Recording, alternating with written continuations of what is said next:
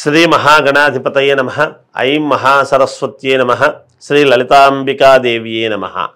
రాశి ఫలాల కార్యక్రమములో భాగంగా ప్రతి మాసము కూడా ఎవరెవరికి ఎలా ఉండబోతుంది ఏమిటి అనేటువంటి విషయాలు మనం ఎప్పటికప్పుడు తెలియజేస్తూ ఉన్నాము. అందరూ కూడా తెలుసుకుంటూ ఉంటారు కూడా.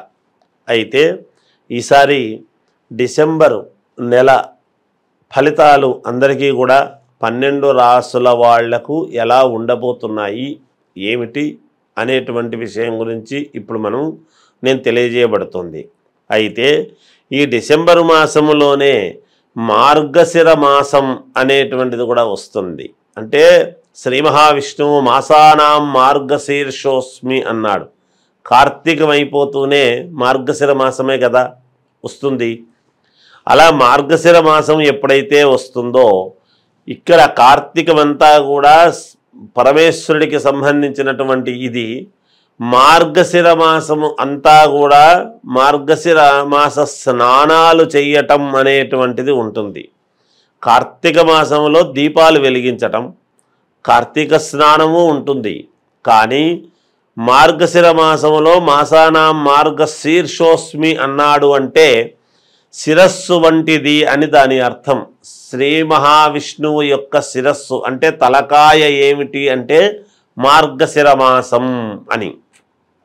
అందువలన ఇంకా విష్ణు ఆలయాల వైపు ఈ భక్త మండలి యొక్క బృందం అంతా కూడా మన హిందూ ఇదంతా కూడా ఆ దేవాలయాల వైపు చూస్తూ ఉంటాం. స్నానాలు చేయటం, వెంటనే తెల్లవారుజామునే విష్ణు పరంపరమైనటువంటి ఆలయాలకు వెళ్ళటము, దర్శనం చేసుకుని అందరూ కూడా సుఖ సంతోషాలతో ఉండాలి అనేటువంటిది తెలియజేస్తూ ఇక రాశి ఫలాల కార్యక్రమములోకి మనము ఉపక్రమిద్దాం. వృశ్చిక రాశి వారికి ఈ డిసెంబర్ మాసం అంతా కూడా ఎలా ఉంది అంటే మంచి ఫలితాలు కనపడుతూ ఉన్నాయి. మీరు అనుకున్నటువంటి పనులు చేసుకోవటానికి చాలా అనుకూలవంతమైనటువంటి ఫలితాలుగా గోచరిస్తూ ఉన్నాయి. వృత్తి వ్యాపారాలు చేసుకునేటువంటి వాళ్లకు మంచి లాభసాటిగా ఉన్నది. మీరు ఏదైతే యథావిధిగా లాభాలు తీసుకుంటున్నారో అలాగే లాభాలు తీసుకోవచ్చును. మంచి లాభాలు వచ్చేటువంటి విధానముగానే ఉన్నది. చేపట్టినటువంటి ప్రతి పనిలో కూడా ఆశించినటువంటి పురోగతి మీకు దక్కుతుంది. అలాగే చేపట్టినటువంటి ఏది అనుకున్నా, ఏ పని అనుకున్నా మీరు దాన్ని సఫలీకృతముగానే పూర్తి చేసుకోగలుగుతారుగాక. నూతన వాహనము కొనుగోలు చేస్తారు ఖచ్చితంగా. అంతేకాకుండా నిరుద్యోగులకు చాలా కాలముగా వేచి చూస్తుండేటువంటి నిరుద్యోగులకు ఉన్నట్టుండి ఒక మంచి మహదవకాశం అనేటువంటిది మీకు దక్కబోతున్నది. అలాగే సంతాన వివాహ ప్రయత్నాలలో మీరు సఫలీకృతులవుతారు. ఖచ్చితముగా ఈ వివాహం చేసుకునేటువంటి విధానంలో మీరు ముందుకు అడుగు వేసి దానికి కావాల్సినటువంటి నిర్ణయాలు తీసుకుంటారుగాక. గృహమునకు బంధుమిత్రుల యొక్క రాక అనేటువంటిది యథావిధిగా జరుగుతుంది. తద్వారా అందరూ సంతోషముగా ఆనందముగా కుటుంబం అంతా కూడా కోలాహలముగా ఉంటారుగాక. మేలు జరుగుతుంది.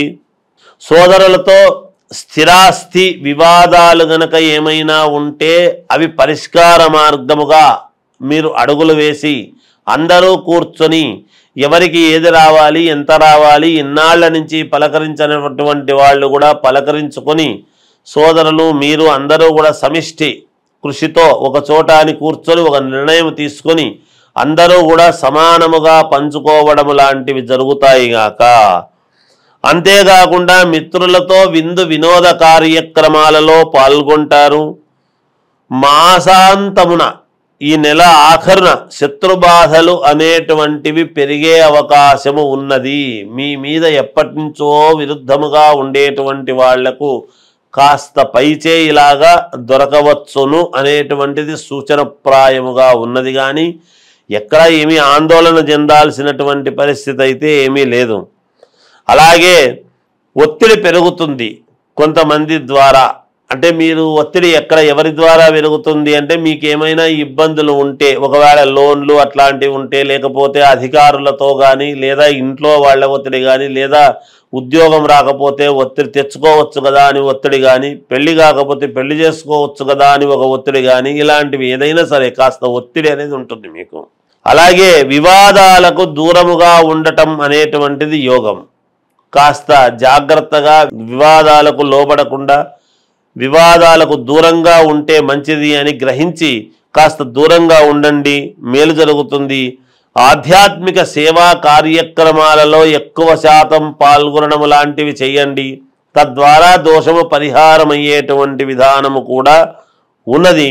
దూర ప్రయాణాలు ఏమైనా ఉంటే అవి వాయిదా వేసుకోండి. ఎట్టి పరిస్థితుల్లోనూ దూర ప్రయాణాలకు వెళ్ళవద్దు. అది వాయిదా వేసుకుంటే మీకే మేలు జరుగుతుంది గాక. ఇంకా మాకు మెరుగైనటువంటి ఫలితాలు కావాలి, ఏమి చేసుకుంటే బాగుంటుంది అని ఆలోచన చేసుకునేటువంటి వాళ్ళు శ్రీ మహావిష్ణువును ఆరాధన చెయ్యండి, మేలు జరుగుతుంది. ఎందుకంటే రాసుల ప్రకారముగా మహాద్భుతముగా ఉండినా ఎవరెవరు ఏ ఏ లగ్నాలలో పుట్టుంటారు అనేటువంటిది కూడా ఇక్కడ ప్రామాణికమవుతుంది మనకు. అందువలన ఎవరు ఏ లగ్నములో పుట్టారు ఏమిటి అనేటువంటిది ఒక్కసారి మీకు నమ్మకమైనటువంటి వ్యక్తుల దగ్గర మీరు చూపించుకొని దానికి కావాల్సినటువంటివి ఏమైనా చిన్న చిన్న పరిహారాలు ఉంటే చేసుకోండి. తప్పకుండా మీకు విజయం లభించి తీరుతుంది. జయోస్తు. శ్రీ మహాగణాధిపతయే నమః. ఐం మహాసరస్వత్యే నమః. శ్రీ లలితాంబికాదేవ్యే నమః. ఇప్పుడు కార్తీక మాసంలో అందరూ దీపాలు పెట్టుకోవటం అనేటువంటిది సర్వసాధారణం. ప్రతి వాళ్ళు ఇంటి ముందు దీపాలంకరణ, పూజలు, పరమేశ్వరుడికి అభిషేకాలు అన్నీ చేసుకుని ఉంటారు. ఇంకా మనకు పనులు కావాలి, మనకు ఏవో ఆటంకాలు జరుగుతున్నాయి, అనేక రకాల మన పనులలో ఎటువంటి వ్యాపారాలు చేసుకునేటువంటి వాళ్ళకైనా, ఉద్యోగాలు చేసుకునేటువంటి వాళ్ళకైనా, ఆడపిల్లలకు వివాహము కావాలి అనుకునేటువంటి వాళ్ళు కానీ, మగపిల్లలకు వివాహము కావాలనుకునేటువంటి వాళ్ళకైనా, ఇలా ఒకరొకరికి నేను విదేశాలకు వెళ్ళి చదువుకోవాలి, మేలు జరగాలి, లేదా అనారోగ్యముతో బాధపడుతూ ఉండేటువంటి వాళ్ళకైనా, ఇప్పటి నుంచో దీర్ఘకాలికముగా అనారోగ్యంతో ఉంటున్నాము, డాక్టర్ దగ్గరికి వెళుతున్నాము కానీ ఏమీ లేదంటున్నారు, ఇలా అనేక రకాల కోరికలు, అనేక రకాల ఆలోచనలు ఉంటాయి. ఉద్యోగాలు కావాలనుకునేటువంటి వాళ్ళు, లేదా ఉద్యోగములో పై ఇది రావాలి అంటే ప్రమోషన్ రావాలి అనుకునేటువంటి వాళ్ళు, భార్యాభర్తల యొక్క సత్సంబంధము, అన్యోన్యత గురించి, సంతానము కావాలి అనుకునేటువంటి వాళ్ళు, ఒక సమస్య కాదు, ఎటువంటి సమస్యలకైనా, ఎటువంటి ఇబ్బందులకైనా ఈ ఇబ్బందులు తొలగిపోవాలి అనుకున్నప్పుడు ఒక్కొక్కసారి కొన్ని సమయాలు మనకు చాలా మహాద్భుతమైనటువంటి సమయాలు వస్తాయి. భగవంతుడు అన్నీ కూడా ఒక్కొక్కసారి మనకు అనుకూలిస్తాడు. ఆ అనుకూలించినప్పుడు గనక దాన్ని మనము పట్టుకోగలిగినాము అంటే మనకు విజయము లభించినట్టే అనేటువంటిది అక్కడ సారాంశము. ఇంతకు నేనేమి చెప్పొస్తున్నాను అంటే, ఈ కార్తీక మాసములో అమావాస్యతో కార్తీక మాసం అయిపోతుంది. ఈ అమావాస్య అనేటువంటిది శనివారము నాడు మధ్యాహ్నము వచ్చి ఆదివారము మధ్యాహ్నము దాకా ఉంటున్నది, ఉదయం 11 గంటల చిల్లర దాకా.